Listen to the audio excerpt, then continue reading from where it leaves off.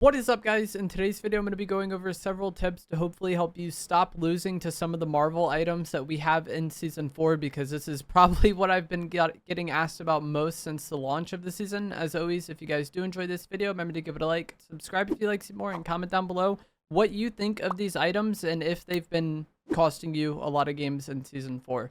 So what we're going to be talking about in this is mainly the Captain America shield, the War Machine Arsenal missiles, and then the Dr. Doom Gauntlets. But I would imagine that a lot of the Marvel mythics or items that they end up adding later on in the season will also be somewhat countered in a similar way.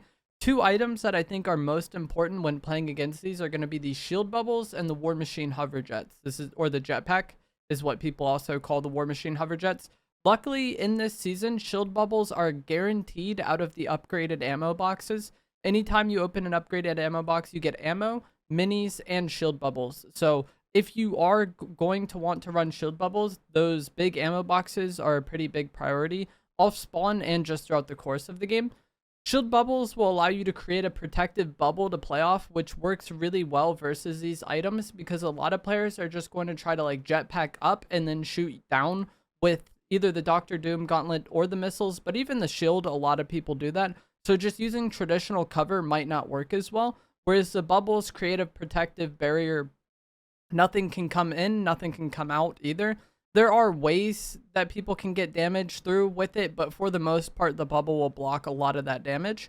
Both the Arsenal rockets and the Dr. Doom mythic are items that deal a lot of damage, but they also have long delays for the charge up or for the reload. So being able to use the bubble to like prevent that, protect yourself from that damage, and then take advantage of their downtime to get damage back on them and kind of turn the fight in your favor is great, and it's what you're going to want to do most. Even the Captain America shield cannot travel through the shield. There is a way where people can throw it past the bubble and then get it to come back through the bubble to get to them, but most people aren't going to be doing that. And either way, what you're going to want to do, I think, is kind of throw the bubble down, peek out of the bubble. You can like expose very little of your character out of the bubble, like out of the side of it or whatever, and then beam them as the shield is traveling to you, and then back into the bubble again before the shield hits you, and then peek again to do more damage to the player as the shield travels back to them. Because the Captain America shield, when the player throws it and it's no longer in their hand, it's not protecting them anymore. So once it's left their hand and then once it comes back to them, all that time is something that you can take advantage of to get damage on the shield user. And a lot of times when you do this, players will try to get into your bubble, or in the case of the Doom Mythic or the rockets, they can actually damage and destroy the bubble to make it go away faster than it would otherwise. Like, I've had a lot of people comment about those things. And it's not like you throw the shield bubble and then it's just like, okay, you won the fight now. Like, you still have to play the fight out and win it. It's just the shield bubble kind of creates a protective barrier for you to potentially play off, protect yourself from the rockets, take advantage of their downtime, and things like that. It's not like you just throw the bubble and then you no longer have to care anymore. A lot of times what people are going to do is just going to try to get into your bubble, but hopefully by then you've done decent damage to them, and so you have them somewhat weak. And then at that point, you're just having a close range bubble fight, which like kind of the key in these is to peek in and out of the bubble to get damage on your opponent while also protecting yourself, because bullets fired outside the bubble don't go in, and bullets fired inside the bubble don't go out. So if you can like jump and then like shoot down on the person as they're running into the bubble, peek with the shotgun, hit some shots, peek with the AR, hit them shots as they're running to you, and then as they get into the bubble, you get out. And then when they come out, you go in. Like, you just got to kind of like juke them and go in and out of the bubble. That way your shots hits and theirs don't. It definitely is something that you have to get used to. I think for the most part, the thing that's going to help you most in these fights is just getting in them and kind of knowing how to play them from there. Like, I could talk about it in videos, and I probably will, but so much of it just comes down to like getting experience in those fights. But either way, I think just being able to put a bubble down and prevent some damage, especially in the case of the Arsenal and the Doom Mythic, are very good.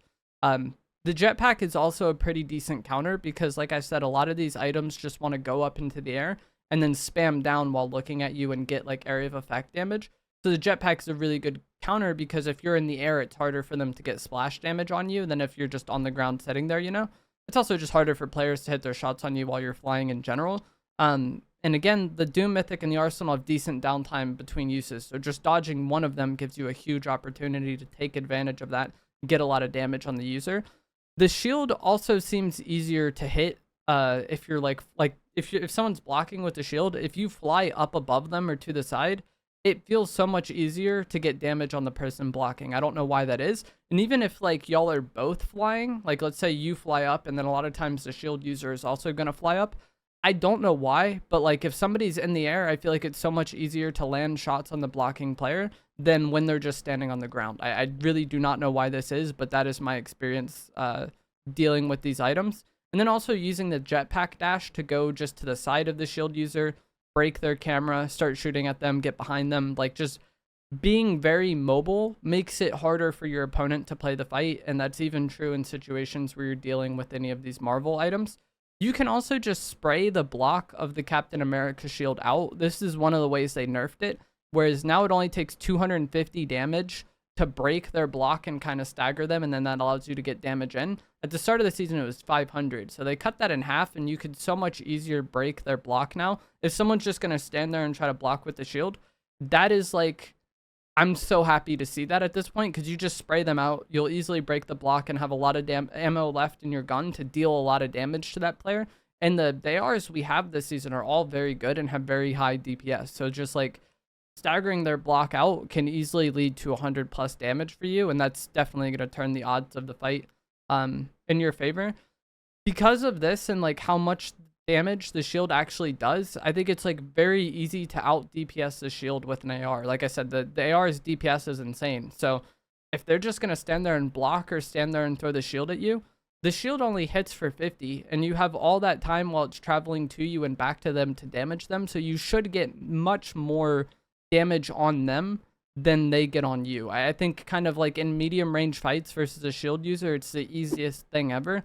In like a 1v1, the shield really thrives in like really chaotic situations or situations where people aren't focusing on it. But in just a straight up 1v1, spray the shield out, you're going to easily eliminate that player.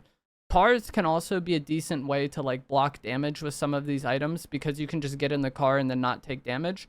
Like the shield bubble, though, it can be destroyed. You're not just going to get in the car and then, okay, fight's won. But you can get in the car, block some damage, and then now take advantage of the fact that they didn't get damage on you to get more damage back on them and tip the odds of the fight in your favor. Like, that is entirely what these items are about, I think, is surviving them throwing a lot of damage at you without taking too much damage and then capitalizing on their downtime. And I think playing range is also going to help a lot with this, because if you're someone who just jumps on enemy players without any early tags, these items are probably going to be a lot harder for you to deal with. Like if you're full health and the opponent's full health, you try to get close range on them and then they just jetpack up and start shooting rockets. That's going to be more detrimental than if you opened that fight with like, 50 to 100 damage and AR tags. Like just those opening tags can go a long way when dealing with these items, because they do so much damage in a single like instance. So trying to get opening tags to start the fight, I think also just makes it easier. That's like always true in Fortnite, but I feel like it's true with a lot of these kind of like cheesier items. It was the same thing with like the Nitro Gauntlets last season.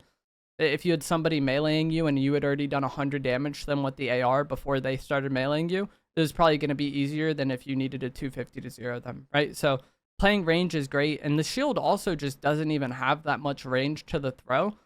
But just in general, the further you are from them, the more time it will take the shield to travel to you and then back to them. And like I already touched on, that's perfect. That's like your golden time if you're fighting a shield user, is when the shield isn't in their hand anymore. So the further away you are from them, the more time you're going to get. Like fighting a shield user that's 5 meters away is going to be much different than like 15 meters away. Even though 15 is still in their range and it's not like a vast distance, that's just more time that you're going to get on each throw to like punish them for throwing the shield at you. So trying to keep range on shield users, I think, is good.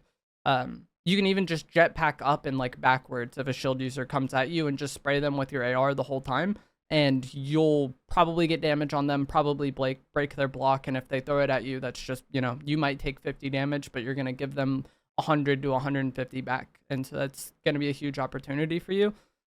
And a lot of dealing with these items, if you haven't noticed, it's all about just like taking advantage of timing windows and when you have pressure on the opponent, taking advantage of it. If you throw a bubble down, someone rockets it, and then you hit them like 100 after that while they're reloading their rockets, you don't want to just let them get away and heal and reload their rockets. You want to like press that advantage and keep taking advantage of that timing advantage that you got.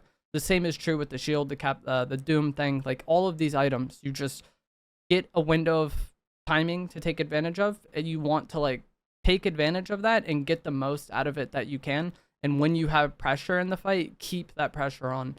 I feel like a lot of these items people kind of fear, and so they fight a rocket user, they get away without taking much damage, they maybe did 100 back to the opponent, and they're down to just like let that fight not happen because they don't want to deal with it. And I get that, but like if you let that person get away and heal, like you're probably going to have to deal with them later on. I'm not saying that you need to just chase people 24/7, but if you do get a decent advantage in the fight, take advantage of it, because these items can be very flippy and can just eliminate you like pretty quickly. So when you do have an advantage, or when you do have a lot of damage on that user, I think it's best to take advantage of it. But that is going to be it for this video. I hope you guys found this helpful, informative, interesting. I feel like as the season has gone on and these items have gotten nerfed and like kind of we've gotten better at playing against them, I feel like they're not nearly as much of a factor as they were before. Like they're still relevant and you can still lose to them, but I think Epic has done a really good job with the nerfs. But I still thought I would make this video for people who are struggling. As if you guys did find this video to be helpful, remember to give it a like, subscribe if you'd like to see more, and I will see you guys in the next one. Thanks for watching.